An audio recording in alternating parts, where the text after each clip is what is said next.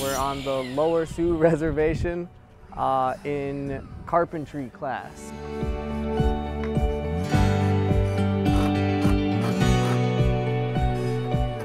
I think this is important because stuff breaks all the time and people need someone to fix it, or like people need stuff built all the time.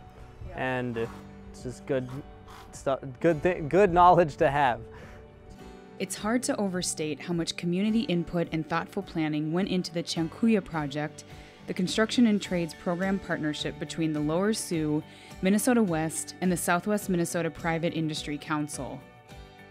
We know there's a major housing shortage at Lower Sioux, and we're also facing the opportunity of this young, growing population who's going to need even more housing. So there's great opportunity for the community to put resources into developing housing and housing jobs and housing innovations. Every year, the Lower Sioux community conducts an annual community survey. Directors and council members ask questions to help identify the community's priorities, and in 2016, they developed 9 strategic goals, including a focus on education. And within that educational goal, there was an idea that emerged from the community to create training pathways into high demand careers that could be useful both to each individual, but also useful to the community as a whole. And construction trades was one of those areas.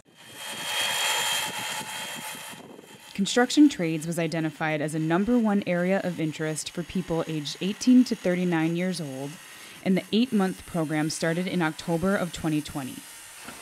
And Midwest was just fantastic. And they were also very open to bringing the training right here to Lower Sioux. So rather than having members go drive to Marshall or drive to Pipestone or drive to Granite, which can be daunting in many times of the year given the condition of the roads, that they would come here to Lower Sioux to provide the training. Our motto is that Minnesota West is our community's college. And so the Lower Sioux community is one of our many communities that we have. We have agricultural communities and farming communities and nursing communities, but we just want to make sure that we're meeting the needs of all of our students and our workforce. And so this is a project that has never been done in this manner before. Minnesota West already has a carpentry program. It's offered out of their Pipestone campus, so it was a matter of adapting it to fit the 19-credit certification program on site at the Lower Sioux. Meeting them where they're at. We're very innovative in how we do our approaches. Innovation and nimbleness is something that is not oftentimes associated with the state institution. But being a community college that's a small community college, we have the ability to recognize needs within our community, and this is a recognized need. Another community recognized need was to develop their volunteer-run educational committee into a department with a paid coordinator. Jesse Cadet is the education coordinator at the Lower Sioux community. I'm the coordinator, making sure the instructor and students have everything they need. I line up projects that they can do to fill the lab portions.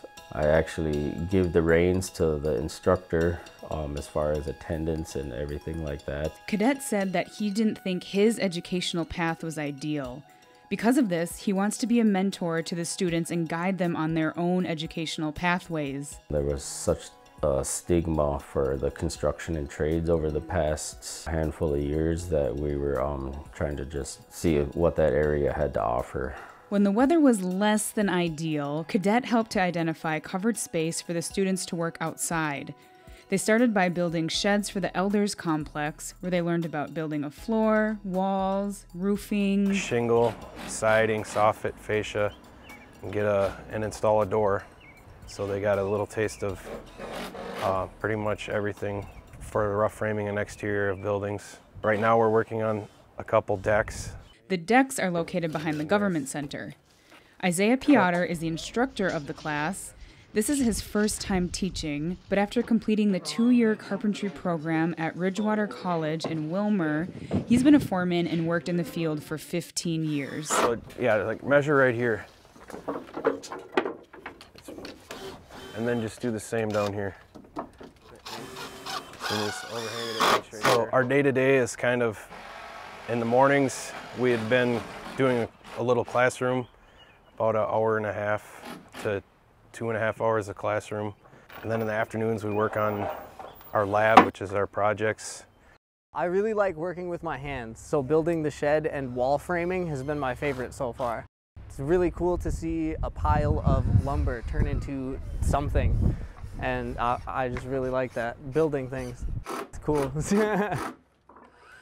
A lot of the stuff that the students do, you know, it takes, you have to do it to learn it. You know, you can't just talk about things and expect them to show up and be able to do the job right. You kind of need the experience, you need the hands-on, you need to do it once, learn how to do it correctly. And along with that comes mistakes, and you kind of need to make mistakes to learn.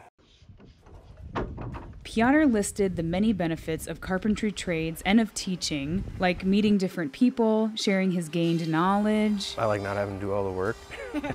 When the class started in October of 2020, there were 13 students. 8 students completed the course and received their certificates on June 23rd.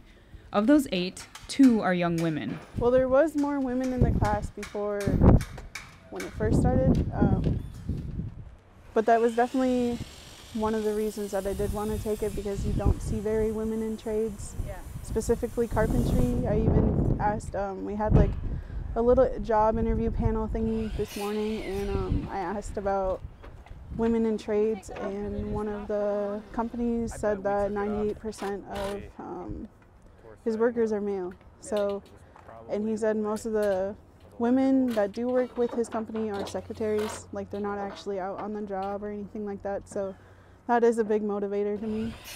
Funding for this program came through a grant from the Minnesota Department of Employment and Economic Development, received by the Southwest Minnesota Private Industry Council. Arian Ferris is the youth program manager at Southwest Minnesota PIC. The Private Industry Council has been doing career pathway training for adults and youth for over a decade. And so I felt strongly that we would be able to bring together kind of a construction pathway programming for some of the members at Lower Sioux. She said that this type of collaboration is the model that she's used in her 15-year career with PIC in Southwest Minnesota.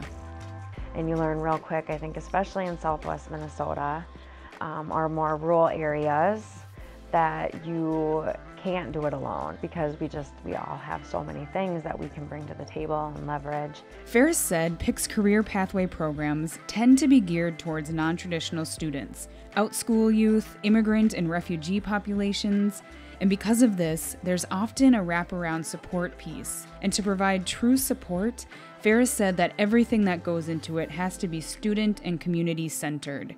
Every morning, the Cankuya construction trades class would spend about an hour in Jackpot Junction Casino for class time.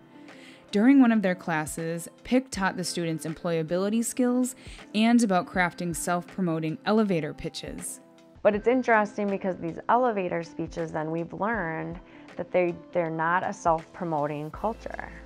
It's more about how am I going to help my community and not me going to work for myself. And we wanted to be sensitive to that, and we didn't want to push it like this is what you have to do or how it has to be done, but yet at the same time just knowing that it is kind of the norm as far as getting a job outside of the community. You know, one thing we definitely learned is the student has to come first, and you have to identify what their needs are. So I don't think any model we've done over the last 13 years has looked the same, because the people in it aren't the same. And for this particular collaboration, the needs identified by the community were to create community-based employees for community-based employers. There's a community need for employment. There's a need for skilled people or skilled workers in those trades.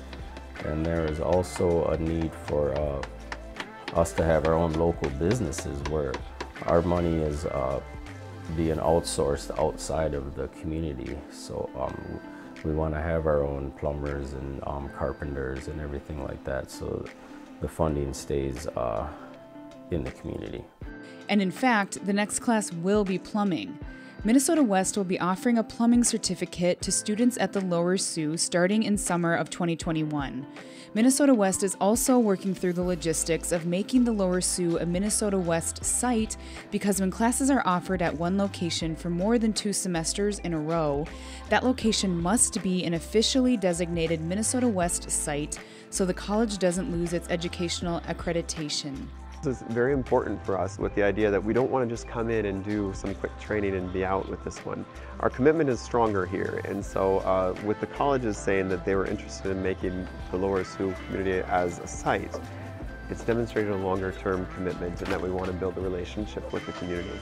So much like the intricacies of a construction project, measure twice, cut once, use the right tool for the job, the same applied to getting this program established. Community listening, data gathering, and getting the right people in the right positions.